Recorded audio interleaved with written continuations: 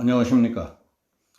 5월 10일은 문 대통령의 취임 3주년입니다. 문 대통령 취임 3년을 맞아 이해찬 민주당 대표의 평가를 중심으로 말씀드리겠습니다.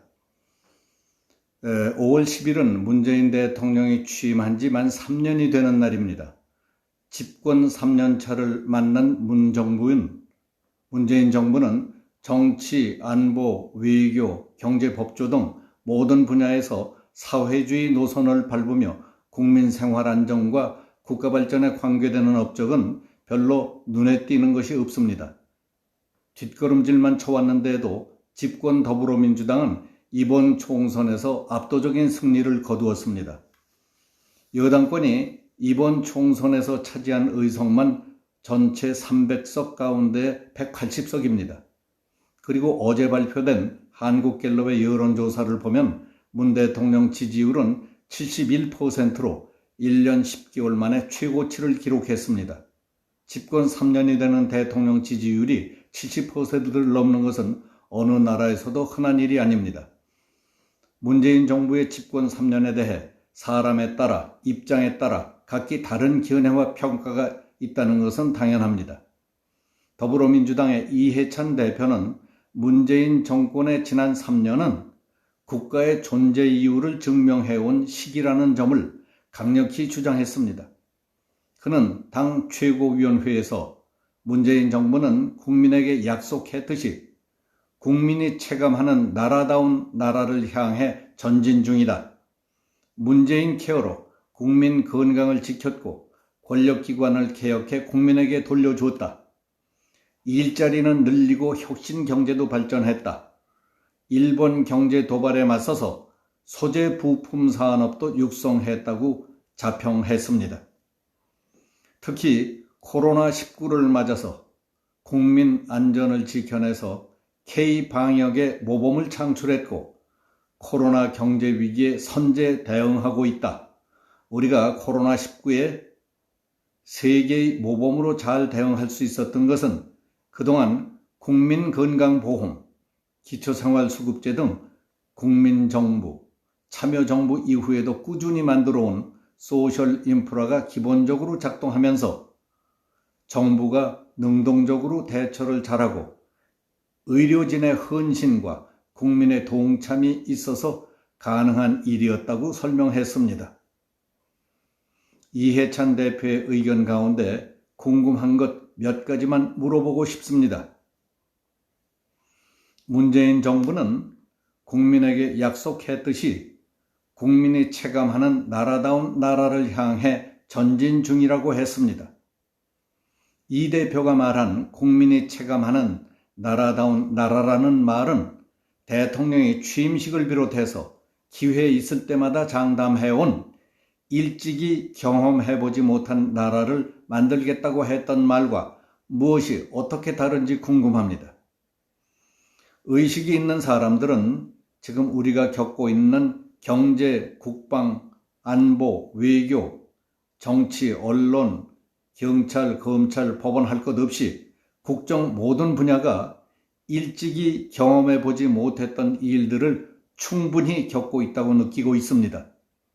그리고 대통령이 지킨 유일한 공약이 일찍이 경험해보지 못하던 나라가 바로 이런 것이라는 것을 실증적으로 맛보게 체험하고 있다고 말하는 사람들이 많습니다. 그럼에도 불구하고 이 대표는 국민이 체감하는 나라다운 나라를 향해 전진 중이라고 했는데 그것이 도대체 무슨 말입니까?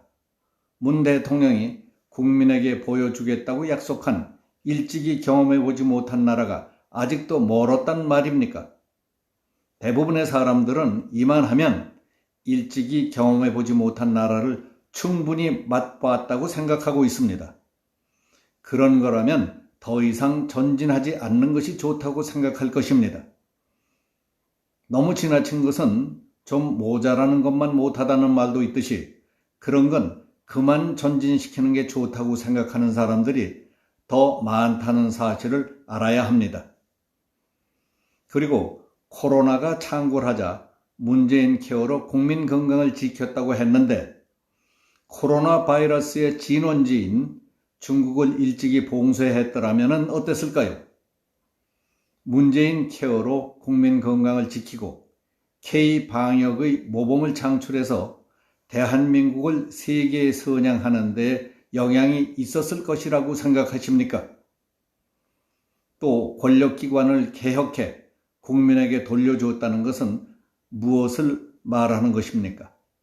공수처법을 국회에서 통과시켜 오는 7월이면 공수처를 설치하게 된 것을 말씀하시는 겁니까? 많은 국민은 권력기관을 국민에게 돌려주었다는 말은 어느 기관이 언제 어떻게 국민에게 돌아왔다는 것인지 이해하지 못하고 있습니다. 그리고 새로 설치될 공수처는 특정 고위직 공무원들의 비위, 불법, 위법 행위를 별도로 보호하기 위한 법적 보위 장치로 이해하고 있는 사람들이 대부분입니다. 잘못 알려진 것입니까?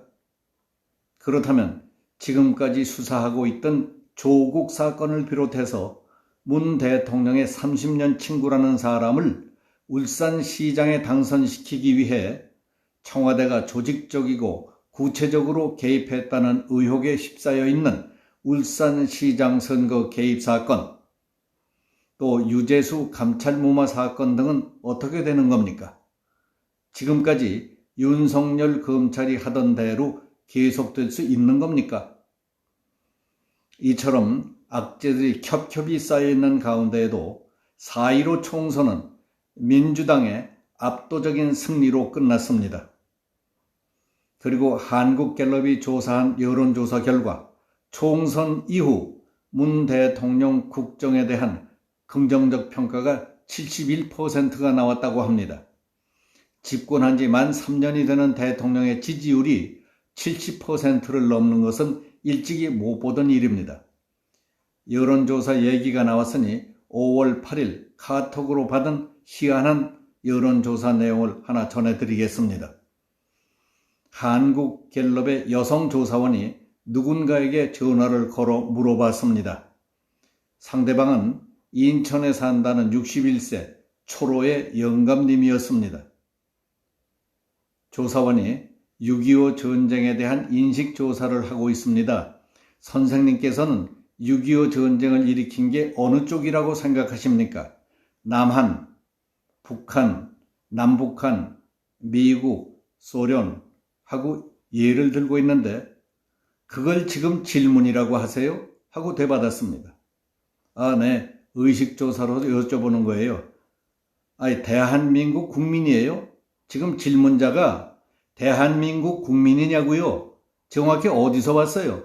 이북에서 왔어요? 지금 그게 무슨 질문이에요, 그게? 예. 조사원이 대답을 못하고 당황하자 질문이 아니죠, 그게. 그게 무슨 질문이에요?